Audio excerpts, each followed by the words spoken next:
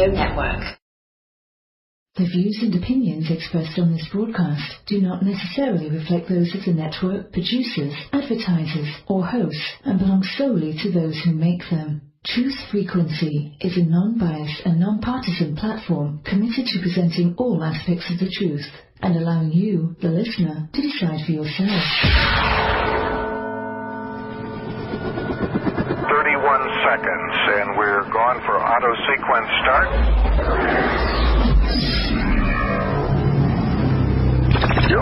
This is David Icke, and you're tapped into the Truth Frequency with Chris and Cherie. It's called being in the zone. It's called, being lucky. It's called having everything go your way.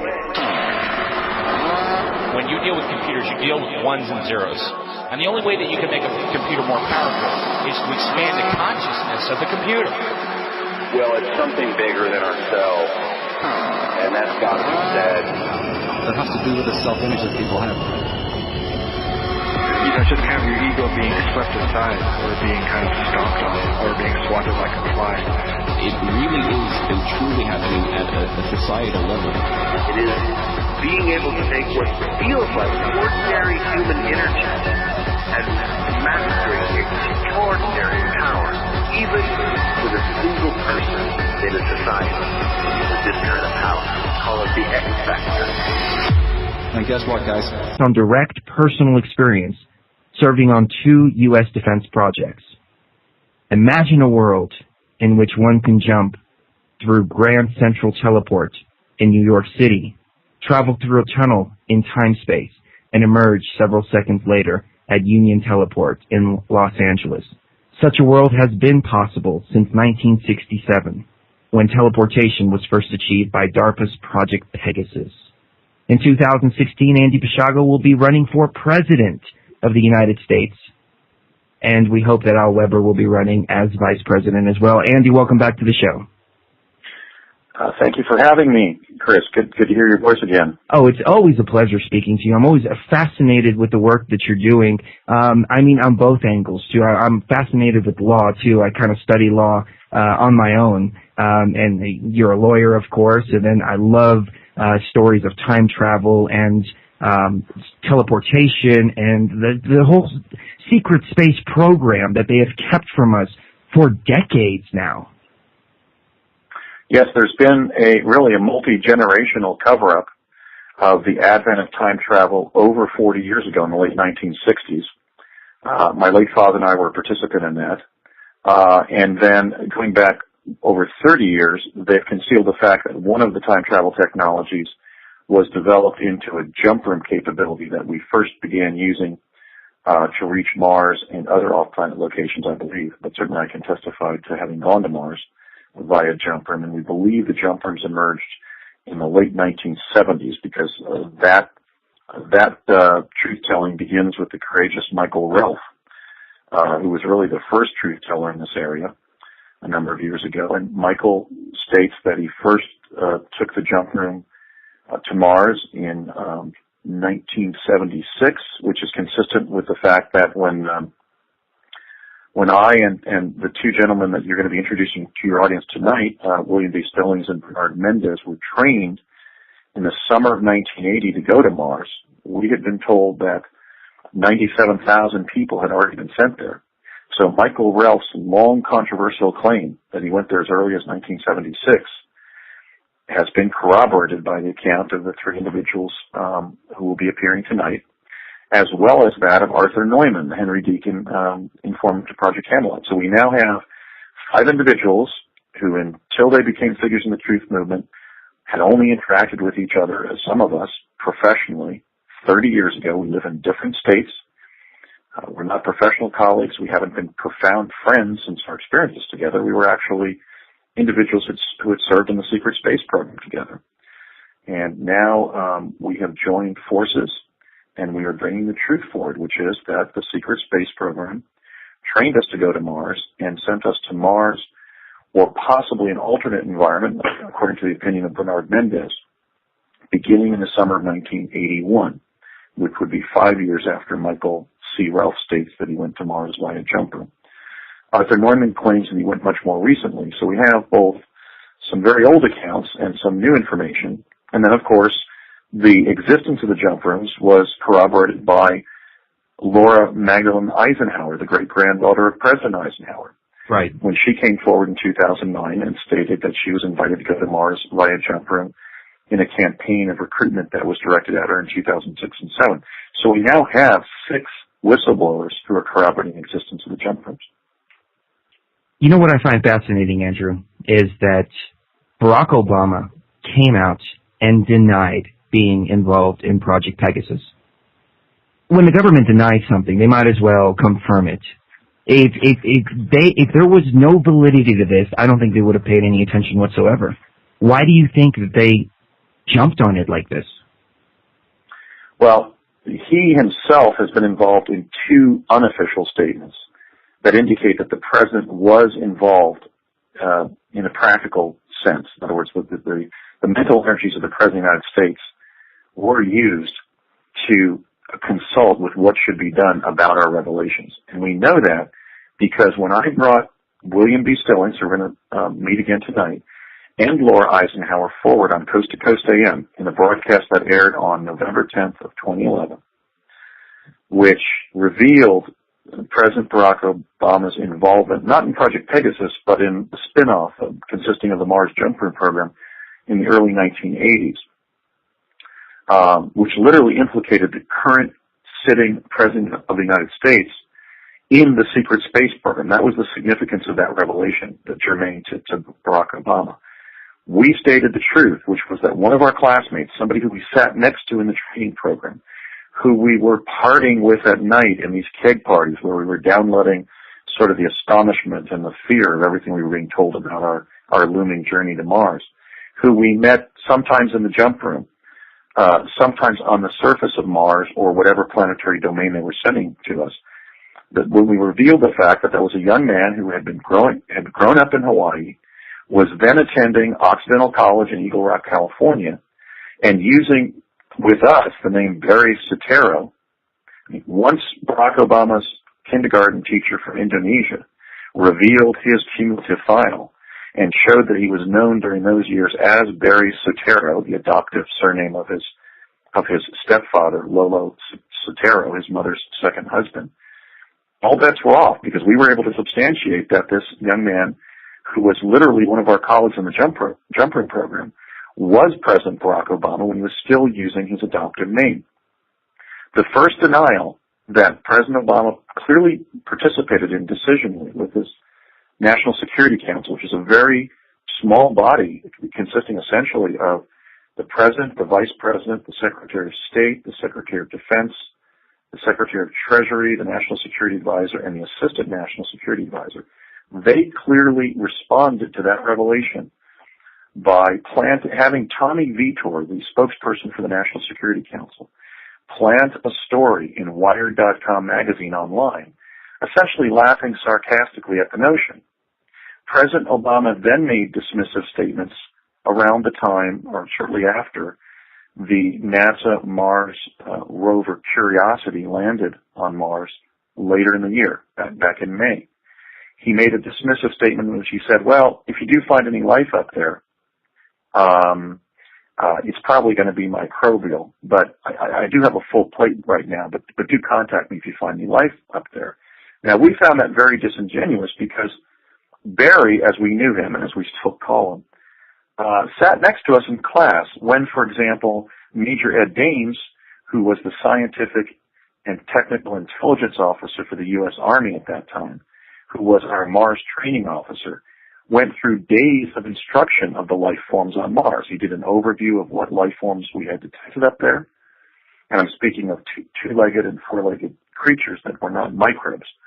And he spent a whole day identifying which of them were predators, of these 30 land animals were predators, and which were the predators that we could outrun and which were the predators that we would not be able to outrun and would had to basically sacrifice ourselves to as Mars, some of humanity's first Mars explorers. So we found it more than passing strange that he was focusing on life forms on Mars as someone who had been educated in life forms on Mars by the very CIA team that we were part of. Now, recently we have the attack on me that was launched in the context of a satirical piece that was done by Stephen Colbert on the Colbert Report on the Comedy Channel, right, in which they betrayed a professional agreement that we had to do a serious piece about the way in which teleportation could be used to alleviate America's dependence on foreign sources of oil. And I would not be surprised if the administration had its hands in that attack as well, obviously working through a media personality. Well, to be fair, though, Andy, to be fair, when was the last time Colbert ever did anything serious? Right. True. I mean, I did volunteer to participate in a comedic program, but what I mean is I had been told that basically they would balance content and comedy. Right. They said, we know, you know we're a comedy show, and we're really out there with our comedy. And I said, well, look, I don't want to be ridiculed. I'd like to present my material, and then maybe you could start developing. Maybe I could appear, and Stephen could interview me, and he could ask silly questions about time travel on Mars and so forth. And in that way, we would entertain your audience, but also bring my information forward. That's what they had promised to do, and that's what I was operating under the understanding of, going back to my June 6th and 7th taping dates with them in Portland. But then the day before this aired on October 11th, I received a curt email from Stephen Colbert's producer, Jeff Cooperman, that we have a whole new concept for the piece and we're running it tomorrow. And that concept was basically to satirize the president and I as gay lovers on Mars. And so I think that it's clear that there was a betrayal of the agreement that we had over the production. Well, I would go so far as to say you have a defamation or slander suit just waiting for him, because that is the worst thing that you can do to somebody, is to invite them on your show and lie to them essentially and tell them that this is, going to be good for you and all of this, and then you accuse them of being gay and make all kinds of gay jokes about them. That's not even funny. Well, not only that, but defamation per se is a statement calling somebody a homosexual. I mean, wouldn't that legally be defamation per se, where you don't even have to prove any kind of damage to your reputation whatsoever? No, that's not slander per se. Defamation in general is an untrue statement, and that clearly is. I'm an avowed heterosexual. But one that also subjects the individual who's the target of the statement to fear, ridicule, hostility, and contempt in the community. So as a straight male, I guess I could make that argument. It's not slander per se. For example, in some states, the false allegation of the unchasteness of an unmarried woman. Okay. Defamation lawsuit. So because sexual orientation is being normalized in American society, a straight individual has less standing now to argue that a false statement that they're a homosexual would be defamatory, even if it's untrue. But, I think as somebody who's a candidate for president in 2016, I really can't go there and launch defamation lawsuits against those programs that treat me unkindly or falsely. And I have to say that, it doesn't really bother me in the slightest, as an avowed heterosexual male of substantial experience, that the price of telling the truth about the advent of time travel and Mars visitation is to be called a homosexual by a metrosexual like Stephen Colbert, who, as I understand it, and my sources tell me, has his hair cut at a woman's beauty parlor in Northfield, New Jersey, called the Aesthetica Day Spa and Salon. Well, I hear he also does the Brazilian wax there too.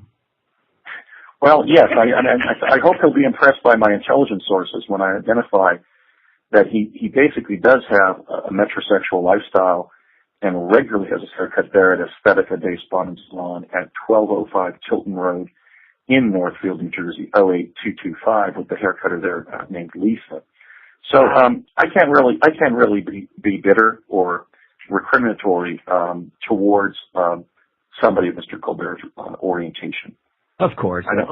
I'm a tolerant person. I don't want to go there. But it was, it was upsetting, mostly not because of the gay subplot of the piece, but because they had betrayed the professional confidence. I'm bringing forward serious information that is highly significant politically, that shares with the American people what their government has been secretly doing with their tax dollars for 65 years, literally with trillions of dollars of their tax monies.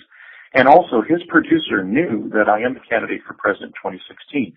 So this was a profound satire. It was one of those over-the-top Colbert pieces where you literally cringe at how silly somebody is being made to seem.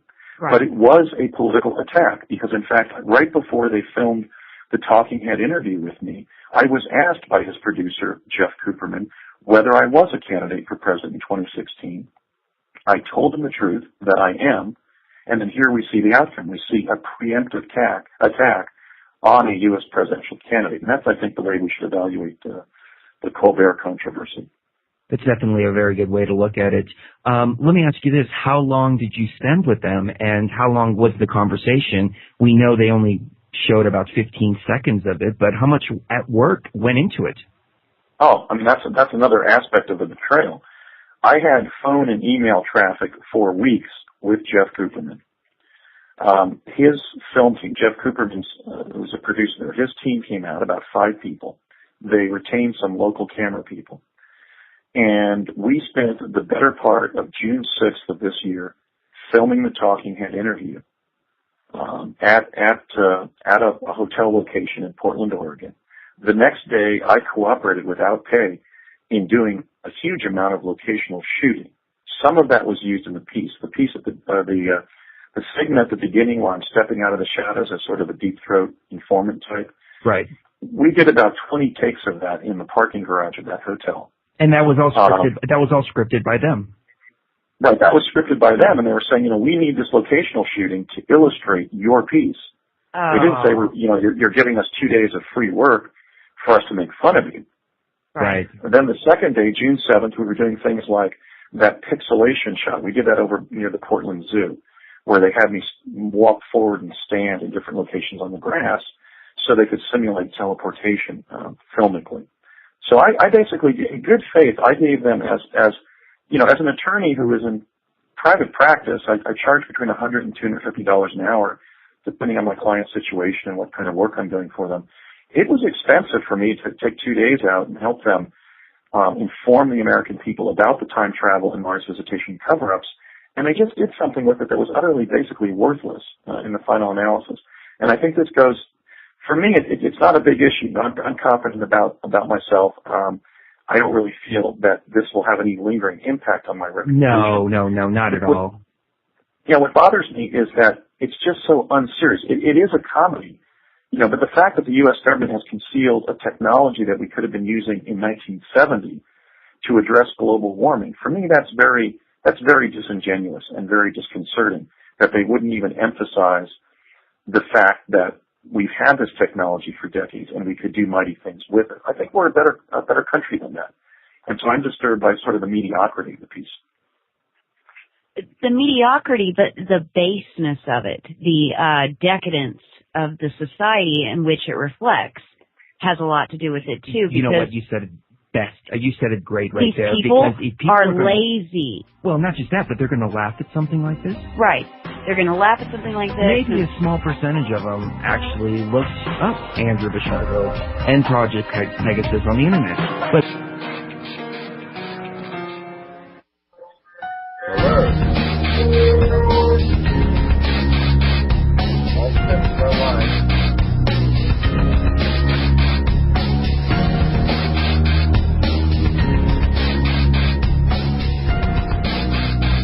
And we're back, ladies and gentlemen, speaking with Andrew BASIAGO. And Andrew, we have a couple of special guests. Do you want to go ahead and introduce them? Yes. Joining us tonight are the two gentlemen who, at great personal risk and with the same substantial courage that they evinced as two of America's early U.S. chrononauts to journey to Mars, are joining us. They being William B. Stillings of California and Bernard Mendez of New York. I knew both of these gentlemen in the program. I first met Brett Stillings at the campground at Lake Siskiyou the weekend before he and I were dropped into the Mars training program under Major Ed Daines in the summer of 1980. This would be mid-August of 1980.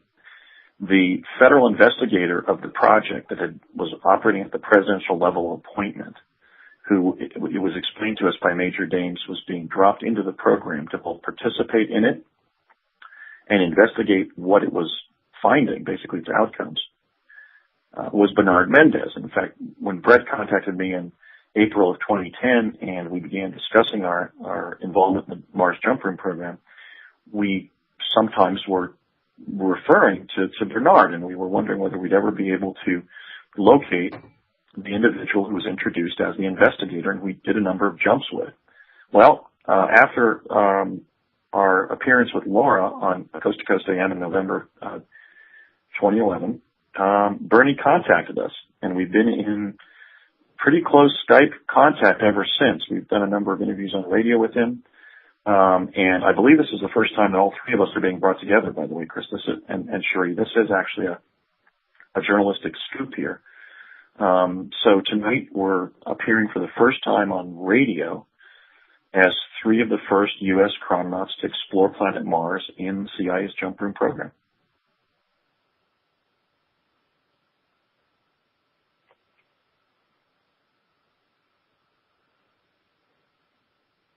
Wow, that is, we're making radio history, I can already tell.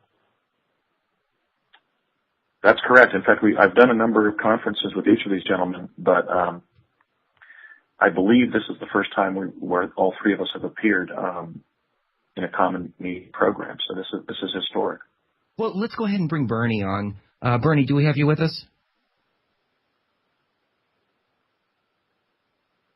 It shows that we have him with us. What about William? William, are you with us? I'm right here. Excellent. Thank you very much, William. You were telling me about some of your experiences off air. Do you want to share some of those, and especially the time travel video that you passed my way earlier? Well, yeah. First of all, what Andrew BASIAGO has stated and said, we very much met up a week before class up at the lake. You know, pretty much meeting up who we were going to be working with later on. Bernard Saint,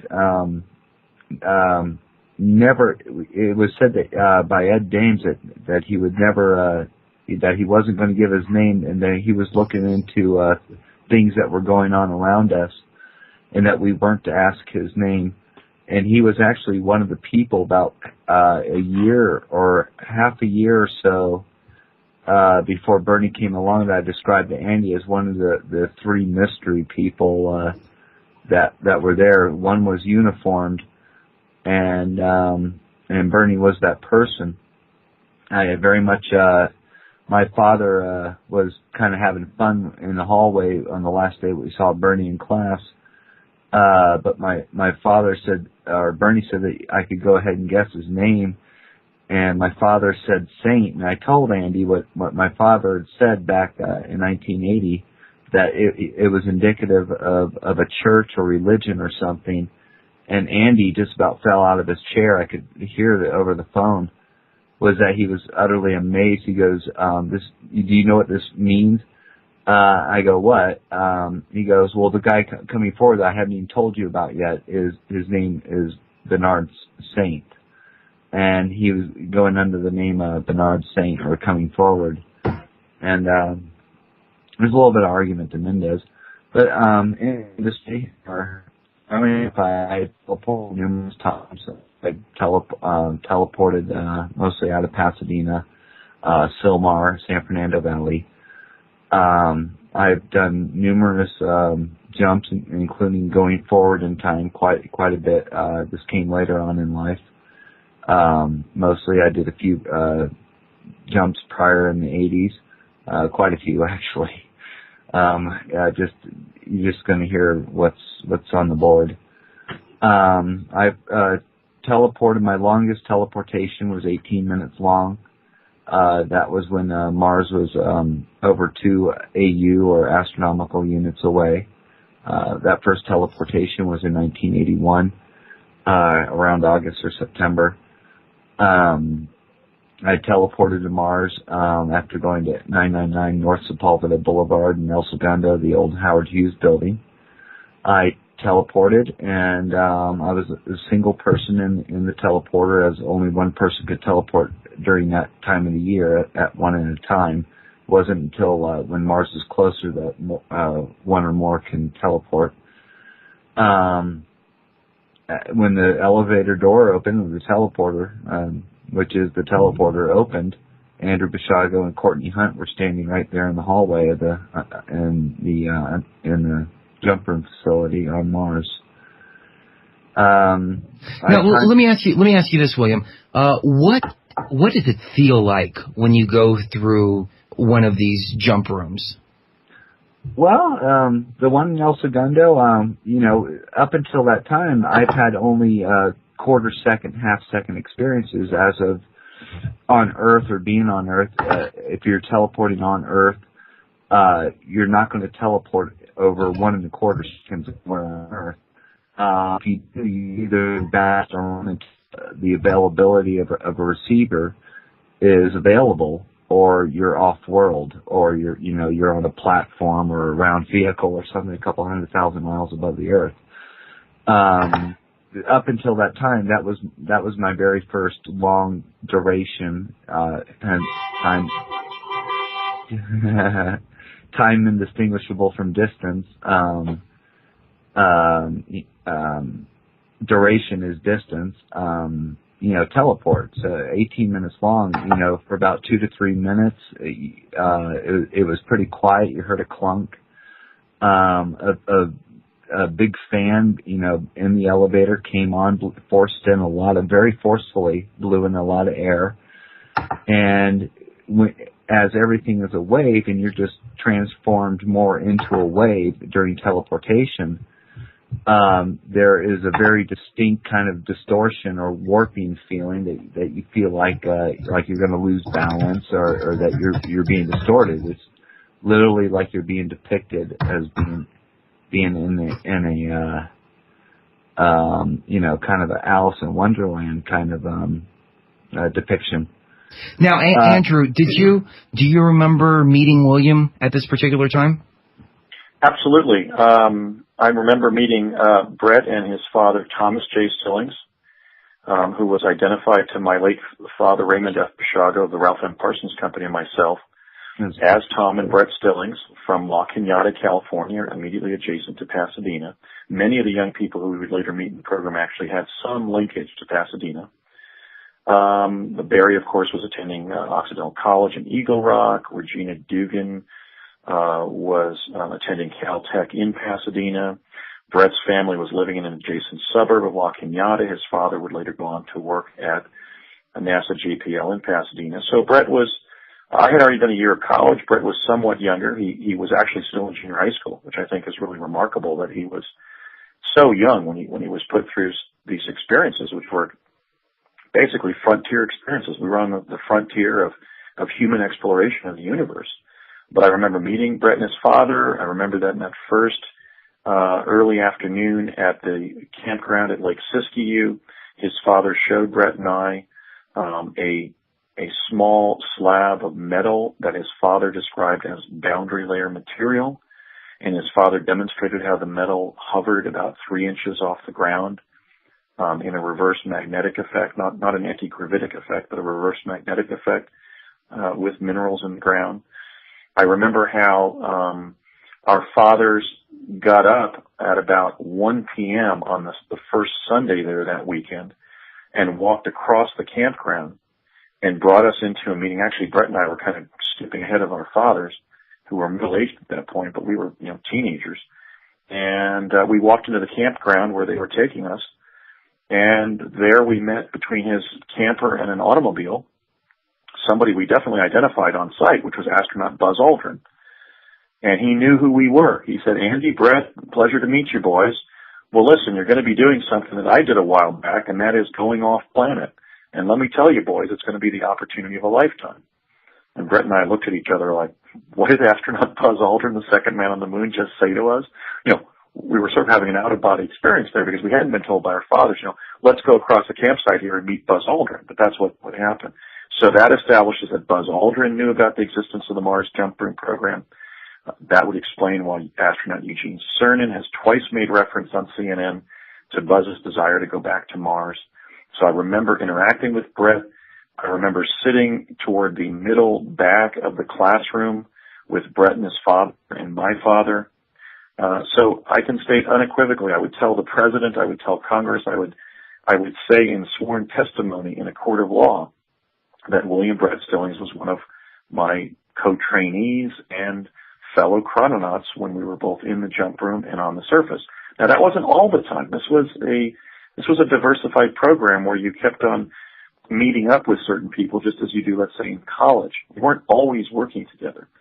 We were trained together, however, with Barack Obama, Regina Dugan, William Cameron McCool, who later became one of the space shuttle pilots, and others, with Brett's father, Tom, my father, Ray, and Barry's mother, Stanley Ann, auditing the class as CIA-affiliated adults sitting behind us. So I'm certain it was Brett and his dad. He was introduced as Brett. I remember their last name being shared with me. So yeah, this is 100% certainty. Brett and I were also on the surface in situations where you don't, once you begin to remember what you experienced, it was so trying on the basic human level of coping with what you were dealing with that you don't quickly forget who you went through those experiences with. Just as, for example, when you have life-threatening experiences with a fellow soldier in the time of war, you may be blocked initially about remembering what happened to you, but then when you meet that person and begin comparing memories, suddenly it all comes back and you can say, yeah, I don't only remember you, Brett, I remember your dad, Tom. I even described for Brett, for example, when he first contacted me, the fact that when I first met his father was wearing those clip-on sunglasses that you can put in front of a pair of prescription lenses. Right. And a field hat that was folded over to the side like the Australian soldiers in Breaker Morant. In Gallipoli. So I literally described for Brett what his father was wearing on his head, namely his hat and his supplemental sunglasses. And since then, we have identified highly specific things that we were either told by Ed Dames in class or that happened on the surface of the planetary domain that we were being sent to. So I'm sure that Brett and I were co-participants and that this is corroborative testimony. I think we have Bernie on the line. Bernie, do we have you with us?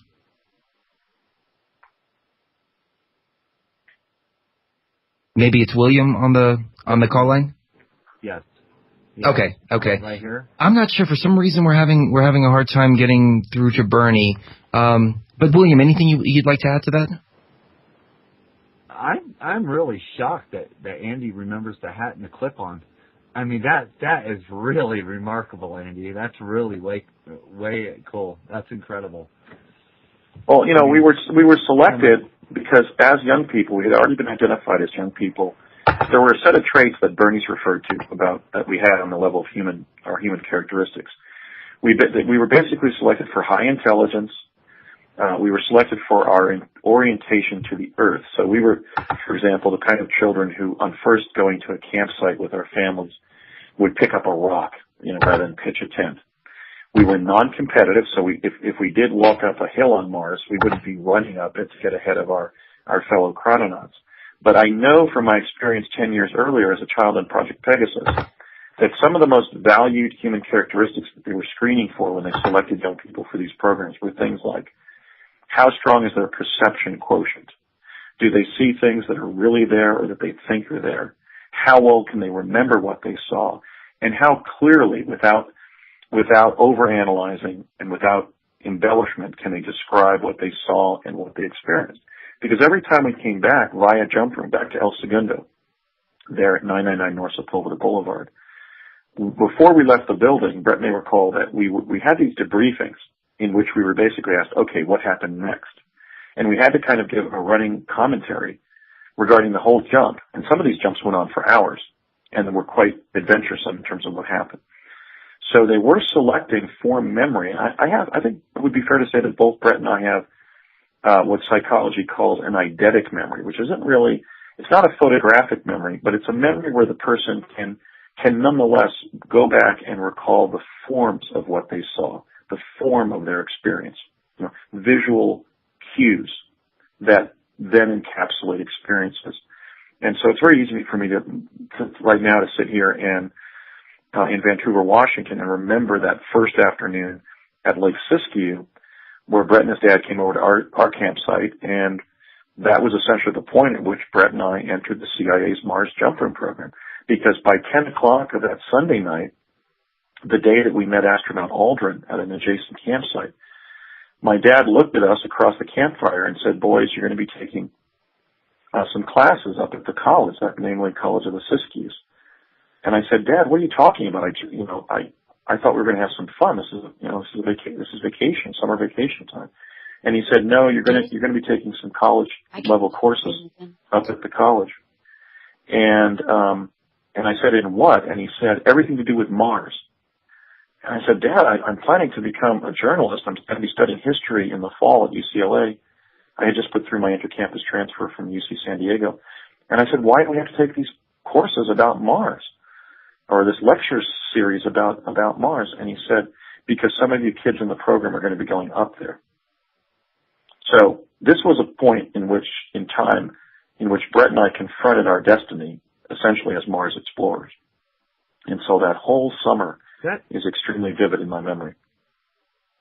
William, go ahead. Sorry. Yeah, I mean, I grew up in La Cañada, and I actually grew up with Buzz Aldrin. He was over at the house quite a bit. As have a family photo album that multiple pictures where he's in the backyard with me and Mom and Dad, and Sandy's nowhere to be seen. My sister's nowhere to be seen. She was off dating. But yeah, I'd see Buzz Aldrin about once a week during about 81, 82, and 1980 up at Shasta area. That was actually Shasta area was actually if I had seen him before, I didn't realize it. It was kind of a private meeting, and to give you an idea, I was to go to my room as my mom was. When these meetings occurred, I wasn't quite, this is like 1979, 1980, and wasn't quite there for that or ready for that, or invited, you might say. And, yeah, it is, Buzz Aldrin, as you knew, grew up or lived in La Cañada, and he actually lived up Gould Avenue, I believe. And came over quite a bit, and we were all, everyone pretty much in the flight, starting to be integrated, or we were all integrating into everything during that time period. Chris and Cherie, I think I'd be remiss in also not mentioning something that I've really not mentioned too much in my interviews about the program, and that is that there was also a Buzz Aldrin connection in my family life, which is that in June of 1980, literally several months before Brett and I encountered astronaut Aldrin at the campground there at Lake Siskiyou, adjacent to Mount Shasta, Buzz Aldrin's lovely daughter Jan Aldrin, who has a really strong soprano voice, had sung The 12th of Never at my sister's wedding in Southern California. So there was also a family tie there. Now, in 1967, my dad was undergoing the security clearance to work on the instrumentation for the lunar module. So I don't know if he consulted Buzz Aldrin then, but of course he might have, because Buzz Aldrin was the scientist who mapped the mathematics of landing on the moon.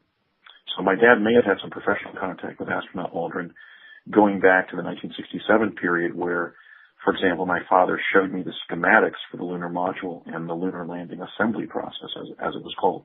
So there may have been a professional link there going all the way back to the lunar landing. My dad didn't end up working on that project, however, because I believe Grumman outbid Parsons for that particular sub-project of the lunar landing. I think we have Bernard on. Bernard, do we have you with us? Can you hear me? There you are. Very nice to hear you. I'm sorry for the delay. The Skype went down on me. I don't know what happened. Okay. It's frozen. No problem at all. We have about 8 minutes left in the break. 8 minutes left until we get to break. Why don't you take us away on your experiences with Project Pegasus and the jump rooms? Okay, before I met Andrew, I was involved with the jump room program, but I didn't know it as a jump room program at all. I knew it as a transportation system. Some people call it the government conveyance system. It was mainly experimental, and I didn't know about the West Coast at all. I was doing matters on the East Coast and with the Navy, and I was doing well. You know, I would do this. These are rare events. We did it from time to time. So there were major goings-on the East Coast. We had, made a jump. We heard a lot of noise. It was pitch black. So we decided to make recordings of the area, which we did, and then we decided to try and get translated what the recordings were. So there were a lot of creature noises, like a lot of animal noises, but we couldn't identify specifically what animal it was. So on my way back to the administration to report on what was going on the East Coast, and there were a lot of things going on the East Coast, because we actually got some power down there, and we actually had these very large flashlights, and the flashlights couldn't penetrate the darkness. They would reflect back to us. That's how dark it was. So I went back to the administration. We went over all the reports, and then the same thing happened on the West Coast. So nobody knew what to do about it, so they wanted somebody to go take a look at the West Coast. But, they gave me an opportunity to go to the West Coast. I said, well, it'd be nice to go out to the West Coast for a change. And so I went out to the West Coast. I was supposed to get there early in the morning. I was delayed because of a briefing. There was another incident on the East Coast. Apparently there's a report about people getting mauled by creatures, and the same reports are on the West Coast. And so we didn't know what to make about that. And so on my way again to the West Coast, I got another assignment to go to Ohio to check with an individual named Tom to find out why there were issues with the West Coast jump room going down from time to time. And so I was a little delayed again. But eventually I got out there, got by Ohio, about 2 hours, and spoke to Tom. And I asked him, what are the problems that you're having? He said, we got a power drain someplace. I said, the administration wanted to nail this power drain down. What do you need to do it? He said he needed a lot of manpower. He needed about 200 people to do this. Plus he needed spare parts, which is, his normal request for parts. So I had to make a report about that, and off I went to the West Coast jump room. So now it's late in the afternoon. I've been up for 3 days, and that's when I met Andrew and Brett and Regina and began training. My escort was Major Ed Dames. I didn't know his first name. It was Major Dames, as far as I can recall. That was in writing to me. And he was going to escort me around the area and show me the base and speak to me about, what needed to be done. I had to talk to him about a big series of questions because the appropriation bill was coming up very shortly. And we needed to know what the manpower requirements would be, what the training requirements would be, and if we needed any other, equipment or upgrades to equipment. And what were all these reports of these creatures? Because now we have more than one report of creatures. We have it from at least 2 or 3 different locations. And I wanted to know what his plan was to deal with this. And that's, when I met Andrew and Brett. So I got there late. Major Dames escorted us around. And eventually, I think we went to the barracks at that time. And I got some rest. And then, no sooner than I fall asleep, it was like 2 o'clock in the morning. They woke us up, and we had to go make a jump. And that was a night jump that I recall with Andrew quite well. And we went into pitch darkness, although there was a funny light, emanating from the ground sometimes. And there was peculiar noises from these creatures. It was sort of like a jungle environment, but I was a little suspicious because there didn't appear to be any dampness, and I was trying to find a light source. So we made that jump a couple of times. You're going back and forth and trying to determine where the light source was and where these creatures were and what they were doing down there. And that was part of a phase of a plan to determine where this location was. And they sent me there because I had seen the East Coast jump room, and maybe it looked similar to the West Coast jump room, which which it did. And that was another issue. And we both jump into the same place. So it's like I had to go back to the administration and explain what I saw, what Major Dames told us, and what the West Coast was like as compared to the East Coast. And then they made a plan accordingly from there. Wow, that is absolutely fascinating. I definitely want to hear more about these creatures and what they were. Andy, I know that you've spoken about traveling into the future and seeing Washington, D.C. underwater, so we'll get into that as well. We are looking for truth right here on Truth Frequency. Andy BASIAGO, our guest. Andy, tell us, what are your websites and what's going on Facebook as well? Right. My time travel related Truth Crusade is at www.projectpegasus.net. I have more articles to post there. The running archive of the Mars Anomaly Research Society is posted at projectmars.net. Now, a livelier discourse on both time travel and Mars is going on Facebook, and so I would urge your listeners to join Project Pegasus, which is a Facebook group where we discuss different aspects of time travel and the experiences of U.S. time travelers, including myself, Bernard Mendez, William B. Stillings, and others. And then also the Mars Anomaly Research Society, which is the research organization that I founded around the issue in 2009, also has a Facebook presence at Mars Anomaly Research Society, which is a Facebook group.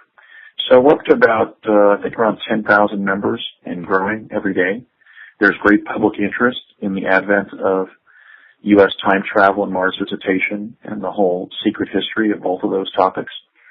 So that's where your listeners can find me online. Okay, excellent. And you're writing a book, aren't you? Do you want to talk about that? Yes, I've already, back in 2005, I actually blocked together 220 segments of my childhood experiences in Project Pegasus. So I'm now literally reorganizing my life to literally spend most of my time writing that book. So hopefully the next time I appear on Truth Frequency Radio, the book will be completed. Excellent. What is the name of the book? I've had the title and subtitle for a long time, and I do have substantial blocking of the events that happened, dialogue, and so forth. The title I'm selecting is a long one because time is long, and my experiences are going to be described in a long stream of consciousness, sort of by segments and not by chapters, because there were many separate elements. So I've selected a long title. This is going to be sort of a novelistic treatment, similar to, let's say, the excellent job that Tom Wolfe, the novelist, did on telling the hidden history of the U.S. space program in The Right Stuff.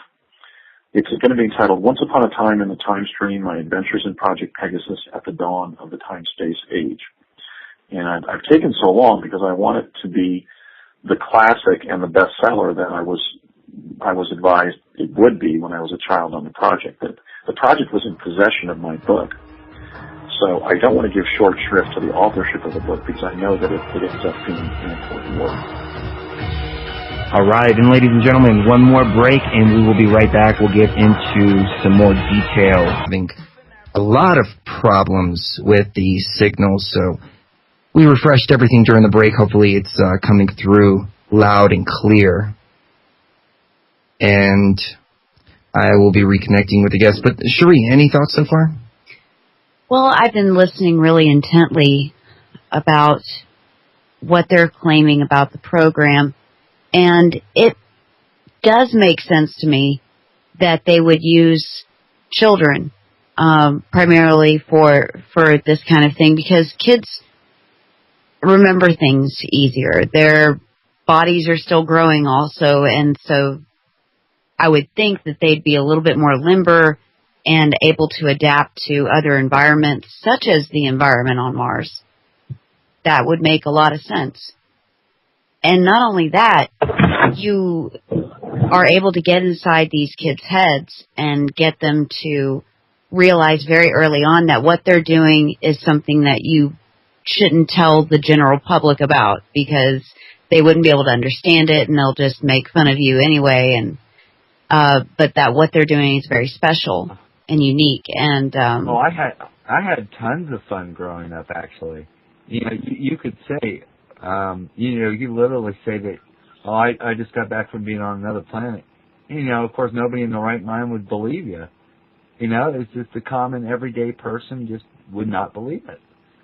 It was just great. It was funny. It was, I discovered that, me and my father just had fun with a whole new way of talking to each other openly. And nobody would ever believe it. Now, how young were you when this happened? Yeah. My first teleportation was around, I think it goes further back. In fact, it does, but I hadn't presented it that way, so well.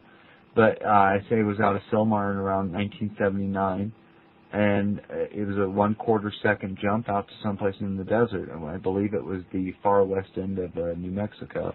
It wasn't where Andrew was most commonly going to. It was another junction point. But it was basically an open field with one building and kind of a circular parking lot with an island in the middle and just one flagpole, and we appeared on the lawn, where the receiving teleporter was in the ground, and that's where you teleported to. What kind of training went into this? I was physically shown how to run like a female holding her books, and like a schoolgirl. And I would cross my hands over in front of my chest because I had a tendency to throw my arms back. One of the dangers is if that total sum exceeds less than 1 meter per second, you will not end up with your hands on the end of the trip. Your hands will not be there. Your whole body has to go faster than 1 meter per second, or you don't have that appendage with you. Right. I think the metaphor that was used in my training in 1970 under Project Pegasus was that we had to pretend that we were leaping through an open window, clutching a loaf of bread. And then the instructor said, "You boys who are playing Pop Warner football will understand that this is the posture that a halfback assumes leaping over the line."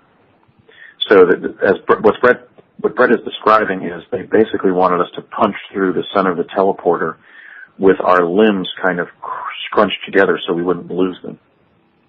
Yes, I mean, if you threw your arm or hand back in the act of running forward, like when you jog, you oscillate your left and right back and forth, for balance. You can't do that through the teleporter. Not when you're kind of going at a slow jog. You have to keep your hands in front of you, and you have to that total sum of distance has to be faster than 1.000001 meters per second. 1.0997 blah blah blah. Now, Andy, you were telling me about a jump that you made, and you later on saw, I think it was Bernie or William or maybe both of them. Do you want to go into a little bit about that? Well, no, I was going to say that, it was just like being in the military where you're trained with a group of people and you sort of bond with them, and then you end up crossing paths with them or never see them again in life or in the service. So if I'm not mistaken, after the summer 1980 training program, I didn't encounter Bernard Mendez until the spring of 1983. He contacted me. I was then living at the dorms at UCLA as an undergraduate, and he reminded me of who he was, and that he wanted to go on a night run, and several women had been invited to go as well to get their perspective of what was occurring, because he was still working on resolving some of these foundational questions about whether we were going to Mars, and if not, where we were going, and things that were occurring where, for example, he's already described in this broadcast how they would have a casualty report of somebody, let's say, having their arm wrenched off by one of these dinosaur-like predators on the surface of the planetary domain that they were sending us to, but then that person might show up at the jump room to come home with all of their limbs intact. So there was some evidence of some sort of holographic event that was superimposing itself over simply exploring the domain that we were being sent to. Something truly non-ordinary was happening that didn't have an explanation. So Bernie and Regina E. Dugan, who was still at Caltech at that time, who had had a significant interpersonal and personal encounter during our jump room summer, and who I knew quite well, showed up at the landing, the elevator landing at my dorm at UCLA. I believe it was Reber Hall at that time. And I commented to Bernie. He remembered this actually when we met up again 32 years later, that I was just ribbing him that he looked like a turtle, because what he had done is he had placed a backpack with supplies in it on his back and then pulled over a green army sweater. Bernie was frequently sort of in a semi-uniformed attire, sort of an army slacks and combat boots and a green sweater with epaulets on it. So I believe he was detailed to Army while performing the investigation of the jump room program for the president. And Bernie explained how when we were driving over to the jump room site in El Segundo, they had showed up at my dorm at about 4 p.m. and Bernie was explaining that we would go to a military barracks where there was sort of a dormitory setting again. And he and I would share a room, and Regina and her female team member that we met there actually would share a room. And we'd try to sleep for a couple hours, let's say from about 5 p.m. to midnight. And then we would get up and we would jump through the jump room there to arrive in the pitch blackness of night there. By the way, Bernie and I have the identity of that second female who we will be approaching and asking to come forward, just out of respect for a colleague and her public prominence and professional accomplishment. We don't want to spring that on that individual. Well, let me ask you this, Andy. Is she somebody that would be known by the public? A celebrity, maybe an attorney that is well known in the media, or is it somebody nobody's ever heard of? She would have the life accomplishment that would be cited on the internet of Regina Dugan, but she's had more prominence than Regina has. She's not a celebrity or a famous person, but she can readily be identifiable as somebody who has directed an organization with substantial responsibility. There's certainly a Wikipedia entry on her. So, like Regina, she's a very accomplished woman. In fact, the individuals in the program ended up, I think, going on to auspicious careers in the main. But this is a person whose professional accomplishment is cited substantially online, I guess is the way I would describe it. So we jumped up to the jump room that we called the corkscrew. That was the one that had kind of a conch shell design. And you come out of the elevator would open there, and we would walk around the first underground floor there and up and around an inclined plane that would take us up to the surface. When we got to the surface, there was nothing there. It was just inky blackness. We couldn't see out. So Bernie attached a mirror to a long pole, basically to a stick, and looked around the corner. So he did the classic, Ludlum-esque espionage thing of taking chewing gum or some kind of adhesive and putting a mirror on an extension and literally looking around the corner. We then agreed we would walk out shoulder to shoulder in tandem, all four of us. And we got outside the threshold there of the corkscrew. We're now on the surface of what we believed was Mars. And we heard movement behind us, and Regina screamed, "There's something behind us. They're closing on us." And we all started running around the area about 100 feet around the threshold of the jump room. Maybe about the area of, let's say, a baseball diamond, while we were being chased by these small predatory dinosaurs. And the anomaly was not that, because we had already encountered these dinosaur-like predators on the surface. In fact, Courtney Hunt and I had witnessed one of our middle-aged colleagues being bitten in half by one of these creatures. And then Brett and my father and Courtney and some of the other jumpers were standing on a roadway where we saw a much younger jumper, in fact, a teenager, basically a 16-year-old from California, being bitten to death down in a ravine below an elevated hillside that Parsons engineers had built these aluminum palisades to prevent the predators from from scampering up onto the roadbed. So we had witnessed death in the field from these dinosaur-like creatures. They varied. Of course, we were not always able to think back to our training under Ed Dames and ask, are they predators? And if they're predators, can we outrun them or not? So we just started running.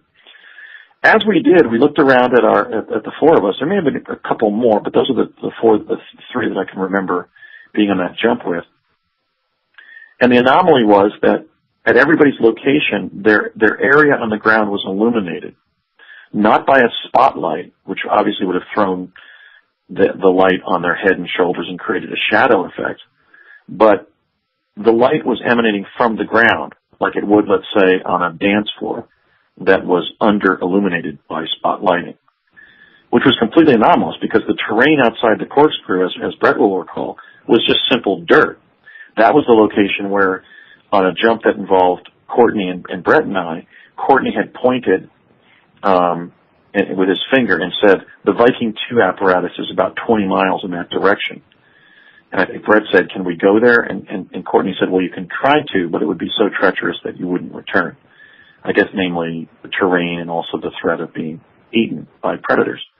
But that's one of the factors that establishes that it was the actual terrestrial Mars, because here a career CIA officer who was one of our training officers and one of the jumpers, like Ed Dames, was telling us that we were within, ready stalking distance of the Viking 2 apparatus. So we were just running all over hither and yon in front of the corkscrew, basically freaking out because we thought we were going to be eaten. And at one point, one of the predators closed on me and pulled my right arm off. And then Bernard and the ladies and I ran down the jump room to jump. And when we got to the elevator-like device there, Bernie pushed the three of us in and had the jump room operator close the door and send us home. And so as I looked at Bernie as he was standing there, I thought, my God, that's a pretty heroic act. He's sacrificing himself because, or maybe he's just going to jump back later. Because, of course, there was always an oxygen issue inside the jump rooms. How many people you could jump with in terms of how much oxygen would remain in this elevator-like contraption and how long the jump was going to take based on where Mars was relative to Earth. And in any case, so Bernie stayed back, and then he rejoined the debriefing of Regina and I that Ed Dames performed in the basement of the El Segundo facility, and that's where Bernie had me look at my arm and see that it was still there. So that jump with Bernie was pretty telling. It revealed that at least some of the time, it's doubtful that we were going to Mars. We may have been going to some kind of containment dome on Mars, but there was this kind of intervention where the holography of our experience was being altered by some kind of third-party intervention. And then the next day, Brett encountered me as we went back as Bernie and I had just returned from going back the next day where we actually petted the heads of these predators. Let me ask you this, Andy. Ed Dames was on Coast to Coast. I think I remember listening to that particular episode. He actually called in while you were a guest, and he denied everything. What is his stance now? Has he changed his mind at all? And if not, why do you think he is not coming out and speaking? Boy, that's a complex question. In fact, a few days ago on Coast, he made a set of factually inaccurate claims that went contrary to what he taught us and contrary to what I've since proven to be the case. For example, he denied that Mars is presently inhabited. He didn't address the presence of U.S. chrononauts there. And he made claims regarding the catastrophism on Mars, but indicated that the catastrophe there in 9500 BC had killed off, for the most part, most of the members of the two different Martian hypologies that are there. He almost took my public statements about the biosphere of Mars and almost selectively parsed them inaccurately. For example, he claimed that there were two humanoid typologies. In fact, there are three. He stated that Mars is no longer inhabited, but in fact, it remains inhabited.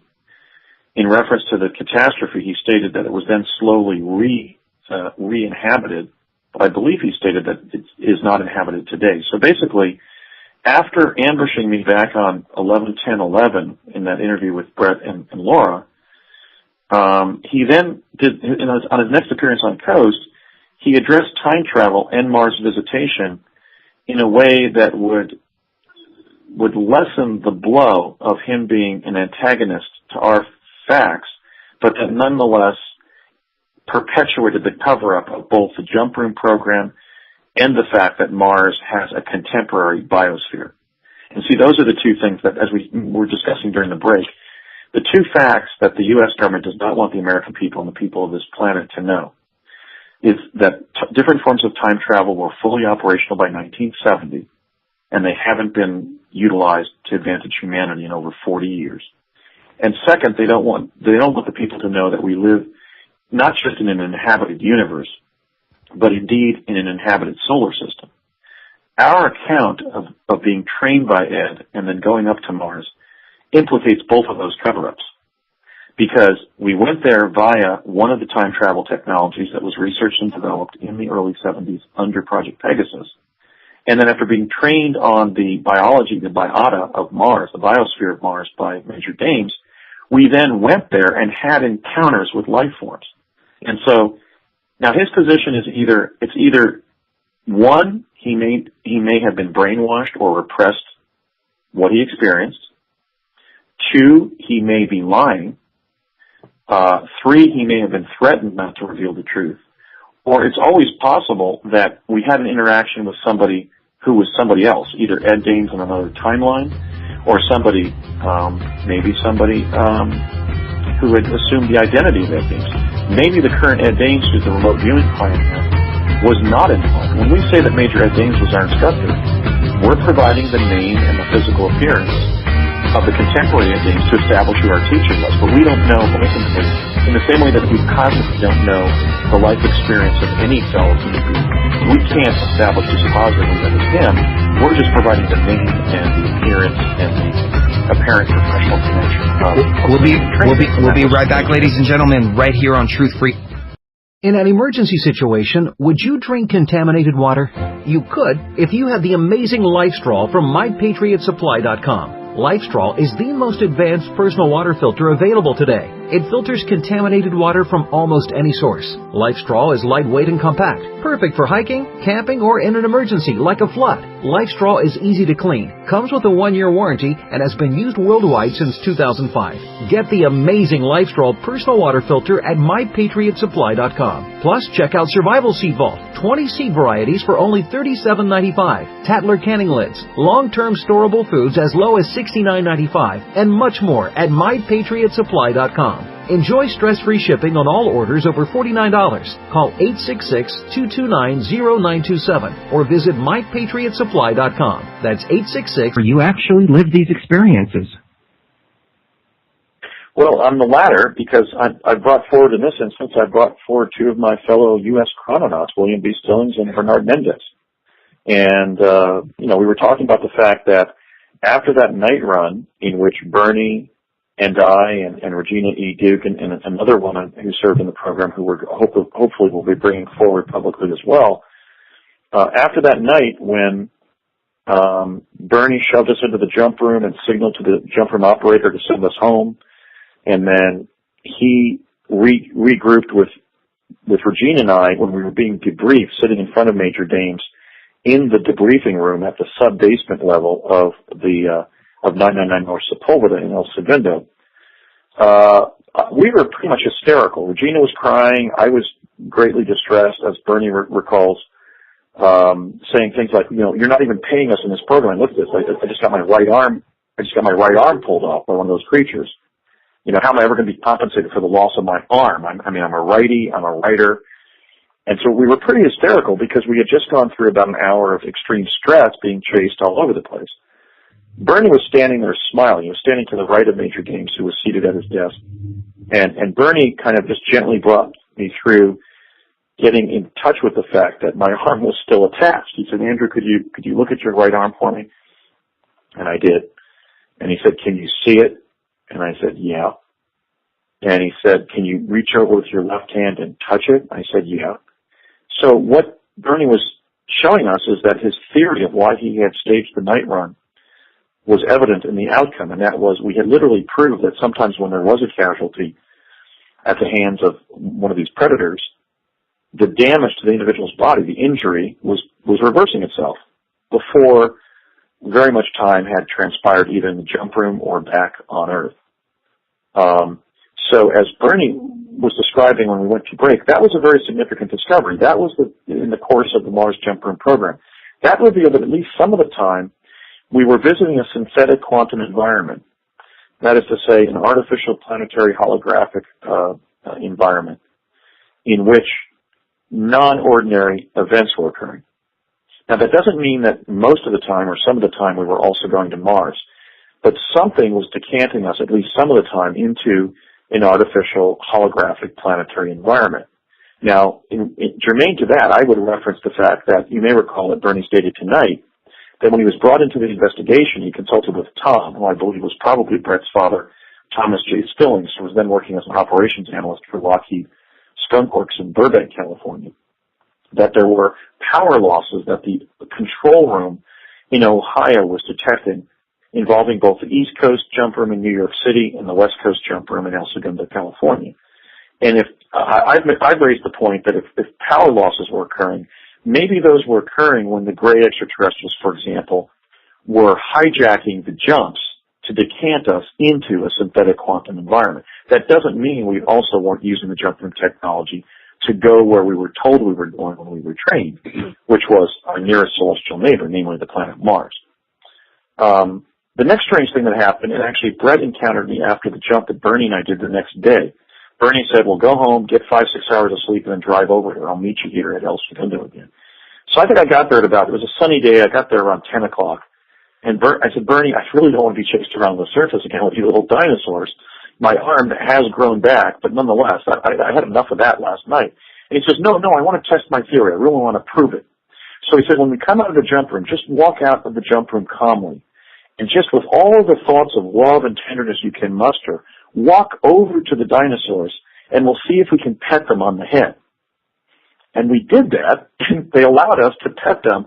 And in fact, when we walked over to where they were standing, almost like a pod of dinosaurs, like you would see in, a Steven Spielberg movie, right, in Jurassic Park. Not huge dinosaurs. These ones were about the size of a human being. They had these pommeled heads with these little air bladders on the right side, like ears. And we were petting them on the head, and they were making these mewing sounds like whales. These deep bass sounds that seemed to indicate that they were enjoying being petted on the head. We then jumped back and said, Bernie was saying to me as we were, walking back towards the jump room and then jumped back to El Segundo, you see, they're feeding back to us what we're projecting into the cosmos. When we enter the cosmos in an attitude of fear, we're being frightened. When we approach the cosmos from an attitude of love, the natural creatures there are reflecting back our love and peaceable attitude. So that, as Bernie was saying at break, that was an important discovery because we learned that there's an interactive relationship between space travelers and time travelers from Earth and the environments that we can access via space travel and time travel. Let's go to Bernie. Bernie, we're having a little difficulty with your line because you're on laptop connection and we hear every keyboard stroke and every time you move around. But do you want to elaborate a little bit on that? What Andrew said was correct. It was a very critical time. They were considering shutting down the whole program because of the casualty rate.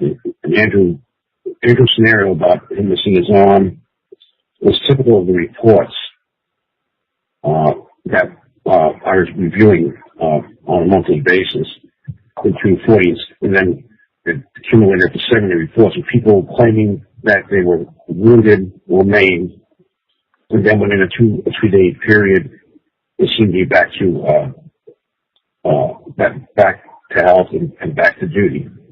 And there were a lot of reports like that. So they were mainly coming from the West Coast. There was some on the East Coast.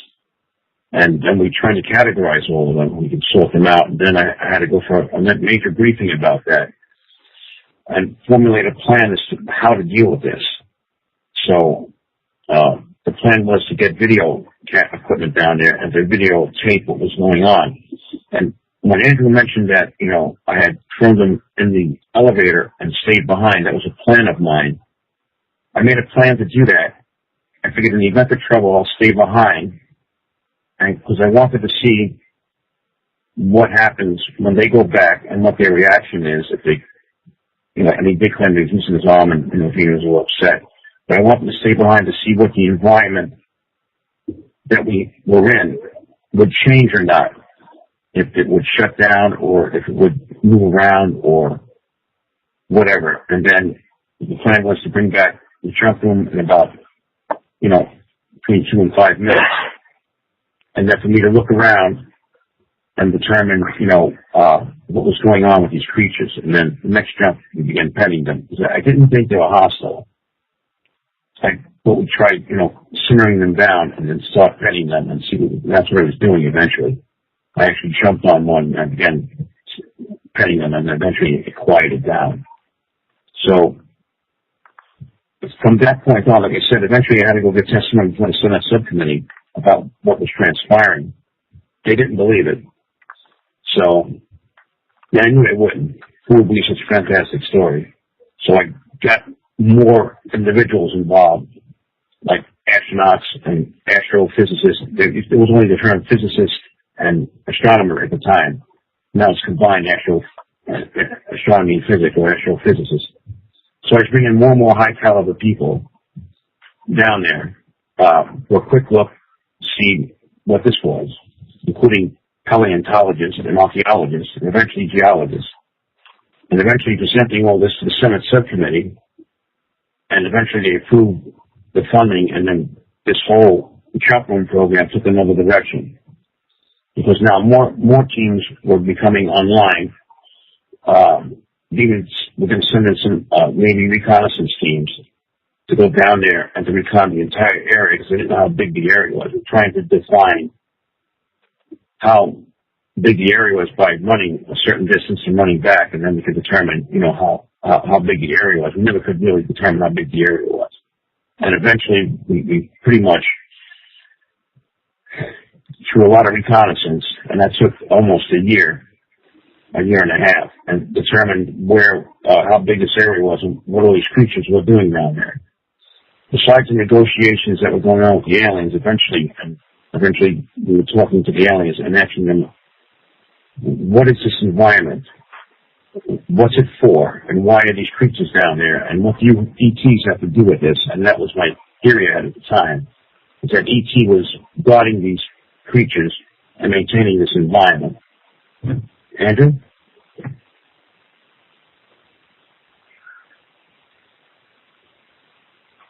Andrew, do you want to take it away?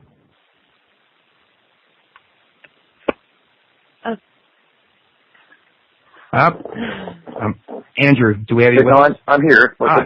There we go. Okay. What's the question? Do you want to take us away? What was Bernie's question? I'm not sure. It's really difficult to hear Bernie. Bernie, we've got to get you to call in on the telephone. It's very, very hard to hear you. Okay, but go ahead. Right, well, Bernie was describing. Bernie was describing that what we had encountered by the time of the night run is that although the program believed we were going to Mars, there was at least some instances where the jump room experience would decant us to a synthetic environment. And that when he presented the story of our experiences that night on the night run, of being chased by the dinosaurs, me apparently losing my arm. I mean, I was looking at a stump as we entered the jump room on Mars, and I still subjectively believed I'd lost my right arm at the time that about 15 minutes after arriving, when we were being debriefed by Major James, and then Bernie showed up on a later jump back at the El Segundo facility. So Bernie was describing how the next day he and I went up and actually were able to pet the creatures, and they didn't attack us. So there seemed to be something synthetic going on. It didn't seem an encounter with an ordinary biological environment. It was almost as if some kind of quantum diorama had been constructed in which our spiritual and philosophical approach was being mirrored back to us by the creatures we were encountering. In other words, we had learned something important that is germane to human exploration of time-space, and that is that the human encounter with the unknown in the cosmos is interactive. If you approach it with an attitude of fear, it will frighten you. However, if you approach it with an attitude of love, it will be kind to you. And Bernie was describing how when he presented that finding, both of the creatures, the bizarre losses of limbs and other casualties that then grew back where there was a reversal of the injury to a perfectly healthy state, and also the sort of discrepant behavior of some of the creatures, that the Senate committee that he was reporting to didn't believe his findings. And guess what? All of us are still dealing with a civilization that sent us on this adventure and still doesn't extend to us the courtesy of believing us.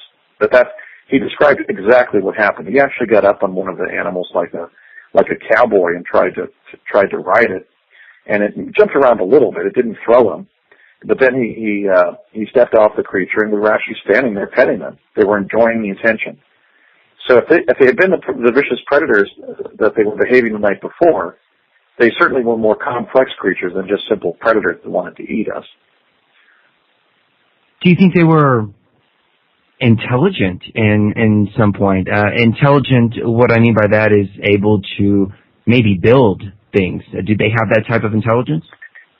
Yeah, there's been somewhat of a dichotomy between Bernie's position that we were going through a synthetic quantum environment and all of the brilliant facts that Brett has mustered indicating that we were teleporting to the actual Mars in the jump room. And just let me cite one of those before I make my major point here. But Brett and I remember that in late 1983, we were being told that we were going to be jumping in April, May of 84, and that it would be even funner if we were getting tired of the program because we would be spending less time in the jump room, about 8 minutes rather than 20 minutes.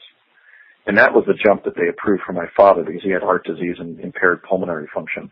They allowed him to go on that May 84 jump. And the reason that we were going to be in the jump room for 8 minutes rather than 20 or so was because Mars was going to be moving very close to Earth in May of 1984. Now, we went on that jump in May of 84, and the time in the jump room was shorter. So this, I think, is one of the most compelling proofs that Brett has identified with really his intuitive genius in science and technology, indicating the fact that, look, if the time in the jump room was shorter, the celestial body that we were told we were accessing via jump room must have been closer. And guess what? Here it is right here on the Earth-Mars orbit chart. Mars entered an extremely close orbit to Earth in May of 1984. So given the 2-year orbit of Mars relative to Earth, that can't be an accident and it can't be made up. Because I had stated how my last jump was about a month before I graduated. Well, right there on my UCLA baccalaureate degree in history, it says June 15th, 1984. So all of this synchronizes and harmonizes with that time period in terms of, when I graduated from UCLA, when Brett, I think, had gone to high school at that point, and where Mars was relative to Earth. Now, so we really have two positions here. One is that we were going to an SQE all the time. The other that we're going to Mars all the time. My position actually falls between those two positions. I think what was going on was that, as indicated by our training, the jump room was designed from whatever source, whether it came from a human source or an extraterrestrial source, to send us to the actual Mars, because after all, the receiving facilities to accept the jump rooms had been built there. And that even bespeaks earlier human visits to Mars, which were also data points in the 4 inches of records that Regina, Barry, and I were asked to analyze when we were participants in the Martian threat assessment. During that period at College of the Siskiyous, Barack Obama, Regina Dugan, and I were sequestered for a time period where we were actually reading through about 4 inches of CIA documents about Mars. And that wasn't some Mars as a synthetic environment. That was the actual Mars. There was even reference to a group of U.S. astronauts who had been stranded on the surface that the Martian humanoids had agreed to rescue, who they then let perish. And Regina used that to conclude that the Martian humanoid civilization was potentially hostile towards us. I concluded that the Martian humanoids were just reflecting back to us the hegemony and the territorial conquest that we were inflicting on their planetary civilization. But that being said, I think both were occurring. I think that in light of the jump room placing us on Mars, the gray extraterrestrials moved in and decanted us some of the time so they could study us. Why would they do that in that context? because for the first time human beings were beginning to visit another celestial body in their solar system, besides the landing on the moon, another planet in their solar system, and a planet that was inhabited. And so I think what was going on was that the jump room was sometimes being hijacked by a gray extraterrestrial species, and that would explain the power losses that were being detected in Ohio. So my position on this falls between both positions. I think we were going both to the terrestrial Mars in real time, but sometimes we were being decanted into this odd, what we call an SQE, or synthetic quantum environment, that simulated the real Mars, but where non-ordinary effects occurred. Bernie, let me ask you this. Does Mars have intelligent life living under the surface? Any details on that? Well, it's highly probable that Mars has intelligent life. At one time in the past, it was a very thriving civilization. There's more than the satellite reconnaissance. There's been reconnaissance of the Mars surface now, and apparently it has lower elevations like the Earth. You have a hollow Earth, you have a hollow Mars, and there's elevations. And there are things moving around up there, that's for sure, like there are things moving around on the moon. And, there's a lot of information to go over, a lot of reconnaissance from the satellite and a lot of reconnaissance from the jump rooms and some other reconnaissance that are matching up. And, I think this whole thing will come to light when obviously there's a manned mission to Mars. And in the meantime, I think there's other avenues that could be explored to reconnaissance Mars and see what's there, see what else we can find. But I don't think NASA has released everything yet. Now, have you... Yeah, see, that would be... Mm-hmm. Oh, go ahead, Andy. Well, I was just going to say, by manned mission, Bernie means a conventional landing via rocketry, so that any of the quantum complications of the jump room program won't have any influence on what conventional explorers of outer space would encounter. For example, if they go there and find our jump room facilities or things we left on the surface by reaching Mars in the conventional way, then they can say, well, what do you know?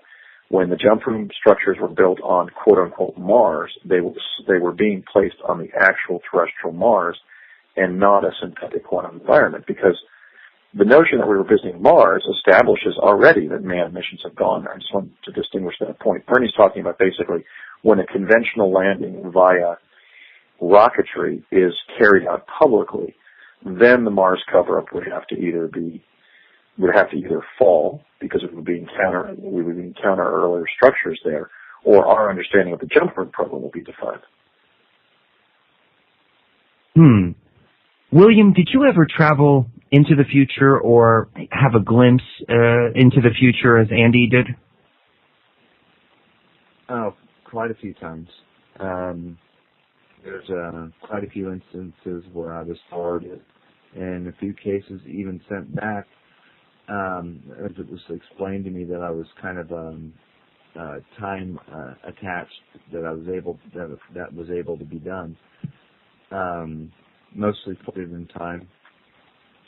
Quite a few the recent instances, ones that we've come out forward with, is the article or the blog that I wrote about Fukushima disaster back in 2011.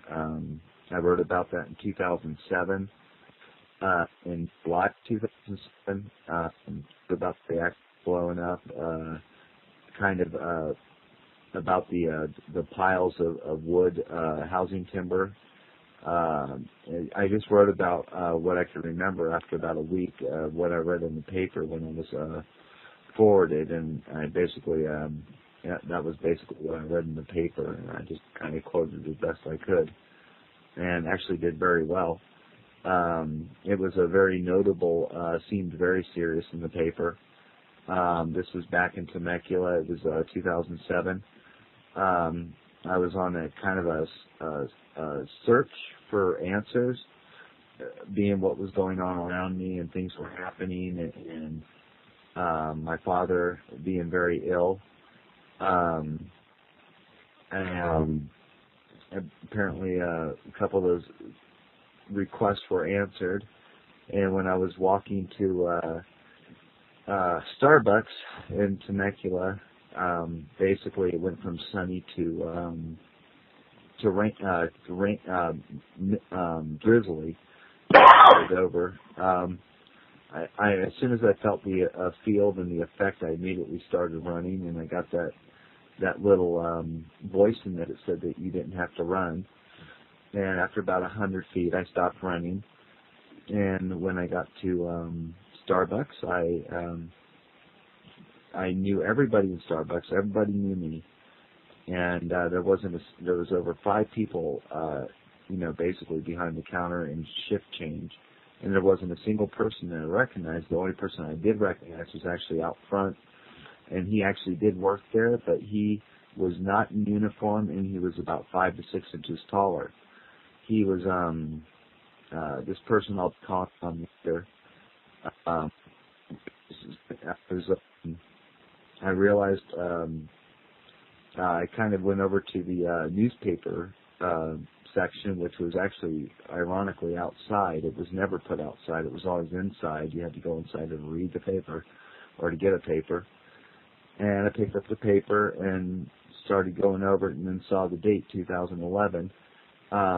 They were talking about it as if it had been a couple of weeks already that the event had taken place, 2 to 3 weeks. And knowing my history and everything, I had about a week's threshold to either I write it down or I forget.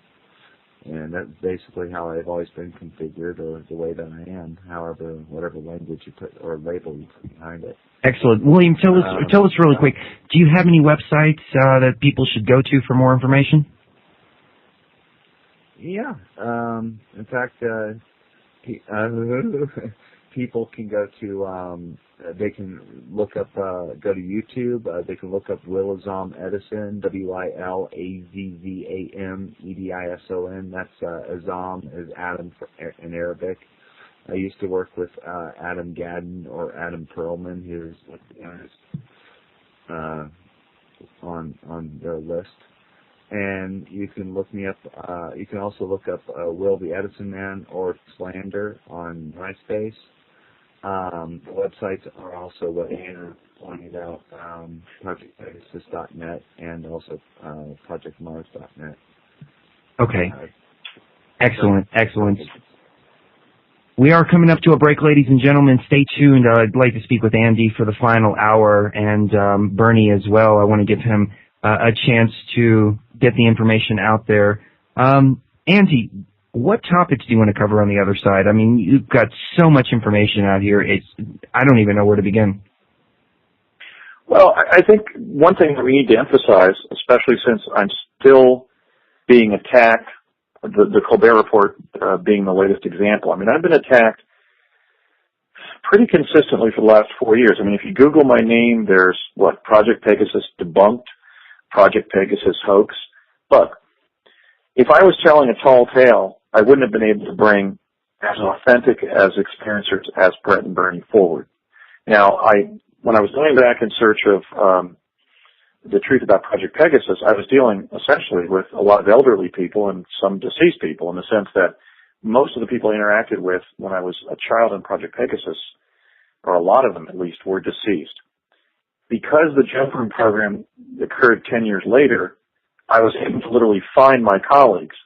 And so I'd just like to point up the fact that, look, I served my country for 7 years, 3 years as a child and then 4 years as a young adult, in new, dangerous, and experimental activities that are going to define the 21st century, namely in the context of the development of time travel technologies and in humanity's exploration of our solar system. And I would simply like to ask that the vilification end, because I served my country then, and I continue to serve my country in bringing this information forward. Absolutely. We'll see you on the other side, ladies and gentlemen. It's going to get interesting. Well, it's the mailman watching me, and I don't feel safe anymore. Oh, what a mess. I wonder who's watching me now. The IRS? Thank you for tuning in to another edition of Truth Frequency right here on the Truth Frequency Radio Network. If you're listening to the archive and would like to hear the show in its entirety, you can subscribe for as little as $4 a month at truthfrequencyradio.com. It's only through your love and support that we're able to cover the costs and continue broadcasting. You'll get immediate access to all of your favorite shows in high definition, uncut, and commercial free. And if you simply can't subscribe, you can always tune into the live stream 24 hours a day. Or you can tune in on your mobile device at ktfrn.com/mobile. That's ktfrn.com/mobile.